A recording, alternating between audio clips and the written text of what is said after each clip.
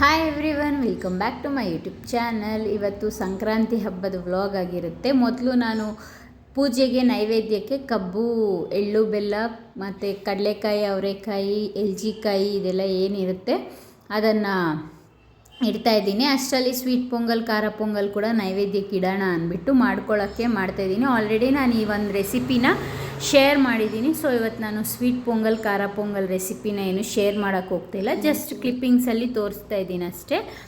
Morning breakfast ಕೂಡ ಆಗುತ್ತೆ. ಯಾವಾಗಲೂ ಆಲ್ಮೋಸ್ಟ್ ಚಿತ್ರಾನ್ನ ಮತ್ತು ಇದು ಅವರೆಕಾಯಿ ಹಾಕಿ ಸಾಂಬಾರೆಲ್ಲ ಮಾಡ್ತಾಯಿದ್ದು. ಈ ಸಲ ಬೇಡ, ಸಿಂಪಲ್ಲಾಗೆ ಖಾರ ಪೊಂಗಲ್, ಸ್ವೀಟ್ ಪೊಂಗಲ್ ಮಾಡ್ಕೊಳ್ಳೋಣ ಅಂದ್ಬಿಟ್ಟು ಆ ರೀತಿ ಮಾಡಿಕೊಂಡು, ಮನೇಲಿ ಕೂಡ ಪೂಜೆ ಎಲ್ಲ ಥರ್ಸ್ಡೇ ಕೂಡ ಆಗಿತ್ತಲ್ವ, ಸೊ ಎರಡೂ ಆಗುತ್ತೆ ಅಂದ್ಬಿಟ್ಟು ಒಟ್ಟಿಗೆ ಎಲ್ಲ ಪೂಜೆ ಎಲ್ಲ ಮುಗೀತು.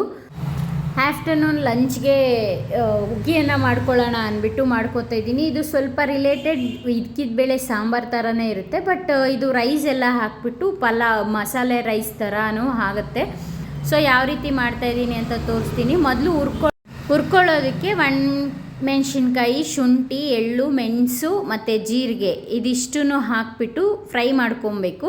ಅದು ಫ್ರೈ ಆಗಿದ ಮೇಲೆ ಅದನ್ನು ಮಿಕ್ಸಿ ಜಾರ್ಗೆ ಹಾಕ್ಕೊಂಡು ಕೊಬ್ಬರಿ, ಈರುಳ್ಳಿ ಬೇಕಿದ್ದರೆ ನೀವು ಹಾಕ್ಕೋಬೋದು, ಇಲ್ಲ ಇದು ಆಪ್ಷನಲ್. ಈರುಳ್ಳಿ ಇದಿಷ್ಟನ್ನು ಕೂಡ ಆನಿಯನ್ಸ್ ಕೂಡ ಹುರ್ಕೋಬೇಕು. ಫುಲ್ಲು ಫ್ರೈ ಆದಮೇಲೆ ಅದನ್ನು ಫ್ರೈನ್ ಪೇಸ್ಟಾಗಿ ಗ್ರೈಂಡ್ ಮಾಡ್ಕೊಬೇಕು, ವಾಟರ್ ಹಾಕಿ ಸ್ವಲ್ಪ.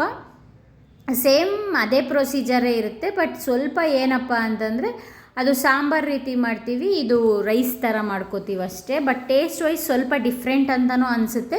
ತುಂಬಾ ಚೆನ್ನಾಗಿರುತ್ತೆ. ಇದಕ್ಕೆ ಚಟ್ನಿ ಆಗಿರ್ಬೋದು, ಮೊಸರು ಬಜ್ಜಿ ಯಾವುದಾದ್ರೂ ಹಾಕ್ಕೊಂಡು ನೀವು ತಿನ್ಬೋದು.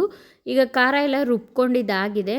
ಸೊ ಒಗ್ಗರಣೆಗೆ ಇಟ್ಕೊಂಡಿದ್ದೀನಿ. ಒಗ್ಗರಣೆಗೆ ಸ್ವಲ್ಪ ಎಣ್ಣೆ ಹಾಕ್ಕೊಂಡು, ಅದಕ್ಕೆ ಎಣ್ಣೆ ಕಾದ್ಮೇಲೆ ಸಾಸಿವೆ ಮತ್ತು ಕರಿಬೇವು, ಇದು ಕರಿಬೇವು ಫುಲ್ಲು ಫ್ರೈ ಆಗ್ತಿದೆ ಅನ್ನೋವಾಗ ಆನಿಯನ್ಸ್ ಹಾಕ್ಕೊಂಡಿದ್ದೀನಿ. ಆಗಲೇ ನಾನು ಹೇಳ್ದಂಗೆ ಆಪ್ಷನಲ್ಲು. ಆನಿಯನ್ಸ್ ನೀವು ಬೇಕಿದ್ದರೆ ಹಾಕ್ಕೋಬೋದು, ಇಲ್ಲ ಅಂದರೆ ಸ್ಕಿಪ್ ಮಾಡ್ಕೋಬೋದು. ಆನಿಯನ್ಸ್ ಎಲ್ಲ ಹಾಕಿ ಫ್ರೈ ಆಗ್ತಿದೆ. ತುಂಬ ಈಸಿಯಾಗಿ ಮಾಡ್ಕೋಬೋದು ಫ್ರೆಂಡ್ಸ್. ನೀವು ಇದು ಕಾಳೇನ ಇದ್ಕಿರೋದಿದ್ದರೆ ಮತ್ತು ಸಾಂಬಾರು ಮಾಡಿ ಬೇಜಾರಾಗಿದ್ದರೆ, ರೈಸ್ ಏನಾದರೂ ತಿನ್ನಬೇಕು, ಇಲ್ಲ ಲಂಚ್ ಬಾಕ್ಸ್ಗೆ ಏನಾದರೂ ಮಾಡ್ಕೋಬೇಕು ಅನ್ನೋವಾಗ ಈ ರೀತಿ ನೀವು ಮಾಡಿಕೊಂಡ್ರೆ ಇದು ತುಂಬಾ ಚೆನ್ನಾಗಿರುತ್ತೆ. ಈಗ ಆನಿಯನ್ ಎಲ್ಲ ಫ್ರೈ ಆಗಿದೆ ಅಲ್ವಾ, ನಾನು ಆಗಲೇ ಏನೆಲ್ಲ ಹುರ್ಕೊಂಡಿದ್ದೆ ಅದನ್ನು ನೋಡಿ ಈ ರೀತಿ ನಾನು ಫೈನ್ ಪೇಸ್ಟಾಗಿ ಮಾಡ್ಕೊಂಡಿದ್ದೀನಿ. ನೀರು ಹಾಕಿಬಿಟ್ಟು ನೀವು ಒಣ ಕೊಬ್ಬರಿ ಆದರೂ ಹಾಕ್ಕೋಬೋದು, ಇಲ್ಲ ಹಸಿ ಕೊಬ್ಬರಿ ಆದರೂ ಹಾಕ್ಕೊಬೋದು. ಈಗ ಕಾಳೆಲ್ಲ ನಾನು ಚೆನ್ನಾಗಿ ವಾಶ್ ಮಾಡಿಬಿಟ್ಟು ಹಾಕ್ಕೊಂಡಿದ್ದೀನಿ. 1 ಗ್ಲಾಸಷ್ಟು ಕಾಳು ಹಾಕ್ಕೊಂಡಿದ್ದೀನಿ. ಕಾಳು ಈ ಥರ ಫ್ರೈ ಆದಮೇಲೆ ಸ್ವಲ್ಪ ಕಾಳು ಬೇಯ್ತಾ ಇದೆ ಅನ್ನೋವಾಗ ಅಕ್ಕಿ ಹಾಕ್ಕೊಬೇಕು. ಇಲ್ಲ ಕಾಳು ನಮಗೆ ಸ್ವಲ್ಪ ಬೆಂದಿದ್ರೆ ಸಾಕು ಅನ್ನೋಂಗಿದ್ರೆ ಎಲ್ಲ ಒಂದೇ ಸಲ ಹಾಕ್ಬಿಟ್ಟು ಕೂಡ ನೀವು ಕೂಗಿಸ್ಬೋದು ಕುಕ್ಕರಲ್ಲಿ ಹಾಕಿ. ಬಟ್ ನನಗೆ ಈ ರೀತಿ ಮಾಡಿದ್ರೆ ಚೆನ್ನಾಗಿರುತ್ತೆ ಅಂದ್ಬಿಟ್ಟು ನಾನು ಈ ಥರ ಹಾಕ್ಕೊಂಡಿದ್ದೀನಿ. ಇವಾಗ 2 ಗ್ಲಾಸಸ್ ಆಫ್ ರೈಸ್ಗೆ 3 ಗ್ಲಾಸಸ್ ಇಲ್ಲ 4 ಗ್ಲಾಸಸ್ ಆಫ್ ವಾಟರ್ ಹಾಕಿಬಿಟ್ಟು ಚೆನ್ನಾಗಿ ಕುದೀತಾ ಇದೆ ಅನ್ನೋವಾಗ ಕೊತ್ತಂಬರಿ ಸೊಪ್ಪು ಮತ್ತು ಸಾಲ್ಟು, ಕಾಳೆಲ್ಲ ಬೆಂದಮೇಲೆ ಉಪ್ಪು ಹಾಕಿಬಿಟ್ಟು ತಿರುಗಿಸ್ಕೊಟ್ರೆ ಇದು ರೈಸ್ ಬಾತ್ ರೆಡಿ ಇರುತ್ತೆ. ನಾನು ವಿಡಿಯೋ ಮಾಡ್ಕೊಳ್ಳೋಕ್ಕಾಗಲಿಲ್ಲ, ಫುಲ್ ಕಂಪ್ಲೀಟಾಗಿ ಆದಮೇಲೆ ನನ್ನ ಮಗಗೂ ಟೈಮ್ ಆಗಿತ್ತು. ಸೊ ಅವನಿಗೆ ತಿನ್ಸೋಣ ಅಂದ್ಬಿಟ್ಟು ಹೋದೆ. ಅಷ್ಟೊತ್ತಿಗೆ ಎಲ್ಲರೂ ಹಾಕ್ಕೊಂಡು ಕೂಡ ತಿಂದಿದ್ರು. ಸೊ ಅದು ವೀಡಿಯೋ ಮಾಡ್ಕೊಳ್ಳೋಕ್ಕಾಗಲಿಲ್ಲ. ಮತ್ತು ಈವ್ನಿಂಗ್ ಮಗುಗೆ ಆರತಿ ಮಾಡೋಣ ಅಂದ್ಬಿಟ್ಟು ಎಲ್ಲ ರೆಡಿ ಮಾಡಿಕೊಂಡು, ಈಗ ಆರತಿ ಮಾಡೋದಕ್ಕೆ ನೋಡಿ ಒಂದು ತಟ್ಟೆಯಲ್ಲಿ ಕಬ್ಬು ಮತ್ತು ಕಡಲೆಕಾಯಿ, ಅವರೆಕಾಯಿ, ಚಿಲ್ಲರೆ ಕಾಸು, ಎಳ್ಳೇನಿರುತ್ತೆ ಅದೊಂದು ತಟ್ಟೆ, ಮತ್ತು ತಾಂಬೂಲ, ಅರಿಶಿನ ಕುಂಕುಮ, ಆರತಿ, ಒಟ್ಟು ನಾವು 5 ತಟ್ಟೆ ಥರ ಮಾಡಬೇಕು. ಯಾವತ್ತೂ ಅಷ್ಟೇ ಆರತಿ ಮಾಡುವಾಗ ನಾವು 5, 7, 3 ಈ ಥರ ಕೌಂಟೇಬಲಲ್ಲಿ ತಟ್ಟೆ ರೆಡಿ ಮಾಡ್ಕೋಬೇಕು. ನಾನು ಅರಿಶಿನ ಬರೀ ಕುಂಕುಮ ಇಡ್ತಾಯಿದ್ರೆ ಅವನು ಅರಿಶಿನ ಕೂಡ ಇಟ್ಕೊತಾ ಇದ್ದಾನೆ. ಅಂದರೆ ನಾವೆಲ್ಲಾದರೂ ಹೋದಾಗ ಅರಿಶಿನ ಇಟ್ಕೊಂಡು ಕುಂಕುಮ ಇಟ್ಕೊತೀವಲ್ಲ, ಸೊ ನೋಡ್ತಾ ಇರ್ಬೋದು ಅವನೇ ಹೂವು ಕೂಡ ಮುಟ್ಕೊತಾ ಇದ್ದಾನೆ.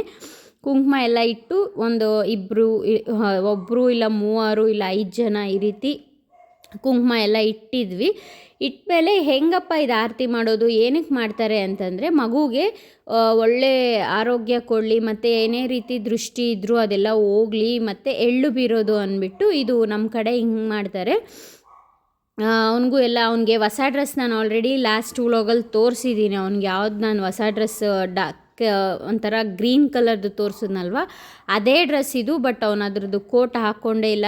ಮಕ್ಕಳು ತುಂಬಾ ಒಂಥರ ಟ್ರೆಡಿಷ್ನಲ್ ಡ್ರೆಸ್ಸಸ್ ಆಗಿರ್ಬೋದು, ಫ್ಯಾನ್ಸಿ ಡ್ರೆಸ್ಸಸ್ ಹಾಕ್ಕೊಳ್ಳೋಕ್ಕೆ ಕಷ್ಟನೇ ಪಡ್ತಾ ಇರ್ತಾರೆ. ಅಂದರೆ ಅವ್ರಿಗೆ ಬರೀ ಈ ಟೀ ಶರ್ಟು ಮತ್ತು ನಿಕ್ಕರ್ಸ್ ಇದೇ ಅವ್ರಿಗೆ ಕಂಫರ್ಟೇಬಲ್ ಅಂದ್ಬಿಟ್ಟು ಅವ್ರು ಅದೇ ಹಾಕ್ಕೊತಾ ಇರ್ತಾರೆ. ಮನೆ ಹತ್ರ ಇರೋರಿಗೂ ಕುಂಕುಮ ಕರೆದಿದೆ, ಸೊ ಅವರು ಕೂಡ ಕುಂಕುಮ ಇಟ್ಟು ಮಗುಗೆ ಆಶೀರ್ವಾದ ಮಾಡ್ತಾ ಇದ್ದಾರೆ. ಅವ್ರು ಹೂವು ಕೊಟ್ಟಿಲ್ಲ ಅಂತ ಅವನೇ ಹೂವು ಎತ್ಕೊತಾ ಇದ್ದಾನೆ, ನೋಡ್ತಾ ಇರ್ಬೋದು. ಅವ್ರ ಅಜ್ಜಿ ಹತ್ರ ಸಾಕು ಇಕ್ಸ್ಕೊಳ್ಳಲ್ಲ ಅಂದರೆ ಇಕ್ಸ್ಕೊಳ್ಳಲ್ಲ, ಹೂವು ಕೊಡಿ ಅಂದ್ಬಿಟ್ಟು ಕಿರ್ಚಾಡ್ತಾ ಇದ್ದಾನೆ. ಅದಾದಮೇಲೆ ನಾನು ಏನು ಅಲ್ಲಿ ತಟ್ಟೆಯಲ್ಲಿ ಇಟ್ಟಿದ್ದೀನಲ್ಲ ಅದನ್ನೆಲ್ಲ ಒಂದು ಪಾವ್ಗೆ ಹಾಕ್ಕೊಂಡ್ಬಿಟ್ಟು ಅವನ ಮೇಲೆ ಅದನ್ನು ಸುರಿಬೇಕು. ಒಂದು 3 ಸಲ ಸುರಿದ್ರೆ ಆಗುತ್ತೆ. ನನ್ನ ಕಝಿನ್ಗೆ ವೀಡಿಯೋ ಮಾಡು ಅಂತ ಕೊಟ್ಟರೆ ಅವ್ನು ವೀಡಿಯೋ ಮಾಡ್ದಿರ ನೋಡಿ ಯಾವ್ಯಾವ ರೀತಿ ಮಾಡ್ತಾಯಿದ್ದಾನೆ ಅಂತ. ಅವನೆಲ್ಲರಿಗೂ ಹೂವು ಎಲ್ಲಿ ಇಟ್ಕೊಳೋದು ಅಂತ ತೋರಿಸ್ತಾ ಇದ್ದಾನೆ. ತುಂಬಾ ಅಂದರೆ ಅವ್ನು ಬೇಗ ಕ್ಯಾಪ್ಚರ್ ಅಂದರೆ ಮೈಂಡ್ಗೆ ಹಾಕ್ಕೊಂತ ನಾವು ಯಾವಾಗ ಏನಾದರೂ ಮಾಡ್ತಾಯಿದ್ರೆ ಅದು ನನ್ನ ಪಾವು ಅಂತಾರಲ್ವ, ಅಂದರೆ ಅಕ್ಕಿ ಪಾವು ಅದರೆಲ್ಲ ಹಾಕಿಬಿಟ್ಟು ಈ ಥರ ಹಾಕಬೇಕು. ಅದ್ರದ್ದು ವೀಡಿಯೋ ಕೂಡ ಅವ್ನು ಕ್ಯಾಪ್ಚರ್ ಮಾಡ್ಕೊಳ್ಲಿಲ್ಲ, ಮರ್ತುಬಿಟ್ಟಿದ್ದಾನೆ. ಸೊ ಅದನ್ನು ಹಂಗೆ ಅಂದರೆ ಏನಿದೆ ಅದನ್ನು ನಾನು ಹಾಗೆ ಹೇಳ್ತಾ ಇದ್ದೀನಿ. ಕಬ್ಬು, ಚಿಲ್ಲರೆ ಕಾಸು ಮತ್ತು ಎಳ್ಳು ಏನಿರುತ್ತೆ ನಾವು ಮಾಡಿರೋದು, ಅದು ಅವರೆಕಾಯಿ, ಕಡಲೆಕಾಯಿ, ಎಲ್ಚಿಕಾಯಿ ಇದಿಷ್ಟುನು ಒಂದು ಪಾವ್ಗೆ ಒಂದು ಇಡಿಯಷ್ಟು ಹಾಕಿಬಿಟ್ಟು ಮಗು ಮೇಲೆ 3 ಸಲ ಎತ್ತು ಇಳಿದು ಅದನ್ನು ಎಳ್ಳು ಹಾಕೋದಷ್ಟೇ. ಅದೆಲ್ಲ ಹಾಕಿಬಿಟ್ಟು ಲಾಸ್ಟಲ್ಲಿ ಆರತಿ ಮಾಡಿಬಿಟ್ಟು ಮಗುಗೆ ಎಬ್ಬರಿಸಿ ಒಂದು 5 ಜನಕ್ಕಾಗಿರ್ಬೋದು ಇಲ್ಲ 9 ಜನಕ್ಕೆ ಅರಿಶಿನ ಕುಂಕುಮ ಕೊಟ್ಟು ನಾವೇನು ಎಳ್ಳು ಬೀರಕ್ಕೆ ಏನು ಹಾಕಿರ್ತೀವಲ್ಲ ಅದನ್ನೆಲ್ಲ ಅವ್ರಿಗೂ ಕೂಡ ಕೊಡಬೇಕು ಕುಂಕುಮ ಕೊಟ್ಟು. ಇಲ್ಲ ಅಂತಂದರೆ ನೀವೇ ಅವ್ರ ಮನೆಗೆ ಹೋಗಿ ಕೂಡ ಎಳ್ಳು ಬೀರ್ಕೊಂಡು ಬರ್ಬೋದು. ಯಾವ ಥರ ಆದರೂ ಮಾಡ್ಬೋದು, ನಿಮ್ಮ ಮನೆಗೆ ಆದರೂ ಕರಿಬೋದು, ಇಲ್ಲ ಅವ್ರ ಮನೆಗೆ ಹೋಗಿ ಆದರೂ ಕೊಡ್ಬೋದು ನೀವು. ಈ ರೀತಿ ಸಂಕ್ರಾಂತಿ ಹಬ್ಬನ ನಾವು ಮತ್ತು ಸಂಜೆ ಅವರೆಕಾಯಿ, ಕಡಲೆಕಾಯಿ ಎಲ್ಲ ಬೇಯಿಸ್ಬಿಟ್ಟು ಮತ್ತು ಇನ್ನೂ ಸ್ವಲ್ಪ ಜನ ಮನೆ ಮುಂದೆ ಸಗಣಿ ಇಟ್ಟು ಅದಕ್ಕೆ 3 ಥರ ಹೂವು ಇಟ್ಟು ಕೂಡ ಪೂಜೆ ಮಾಡ್ತಾರೆ. ಇಲ್ಲ ರಂಗೋಲಿ ಹಾಕಿಬಿಟ್ಟು ಅದಕ್ಕೆ ಬೊಗ್ಗಿ ಅಂದ್ಬಿಟ್ಟು ಸಗಣಿಯಲ್ಲಿ 3 ಥರ ಇಟ್ಬಿಟ್ಟು ಪೂಜೆ ಮಾಡ್ತಾರೆ. ಒಬ್ಬೊಬ್ಬರು ಮನೆ ಕಡೆ ಒಂದೊಂದು ರೀತಿ ಪದ್ಧತಿ ಇರುತ್ತೆ. ಯಾರ್ಯಾರು ಈ ರೀತಿ ಫಾಲೋ ಮಾಡಿದ್ದೀರಾ ಅಂತ ನಾನು ಕಮೆಂಟ್ ಬಾಕ್ಸಲ್ಲಿ ಕಮೆಂಟ್ ಮಾಡಿ. ನನ್ನ ಚಾನಲ್ನ ಇನ್ನೂ ಯಾರೆಲ್ಲ ಸಬ್ಸ್ಕ್ರೈಬ್ ನೋಡ್ತಾ ಇದ್ದೀರಾ, ಪ್ಲೀಸ್ ನನ್ನ ಚಾನಲ್ನ ಲೈಕ್ ಮಾಡಿ, ಶೇರ್ ಮಾಡಿ, ಕಮೆಂಟ್ ಮಾಡಿ. ಬೇಗ ಬೇಗ ಮಾಡಿಕೊಂಡು ನನ್ನ ಮಗನಿಗೂ ನೀವು ಸಂಕ್ರಾಂತಿ ಹಬ್ಬಕ್ಕೆ ಆಶೀರ್ವಾದ ಮಾಡಿ ಅಂತ ಕೇಳ್ತೀನಿ. ಇದೇ ರೀತಿ ನನ್ನ ಚಾನಲ್ನ ಬೇಗ ಗ್ರೋತ್ ಮಾಡಿ ಸಪೋರ್ಟ್ ಮಾಡ್ತೀರಿ. Thank you.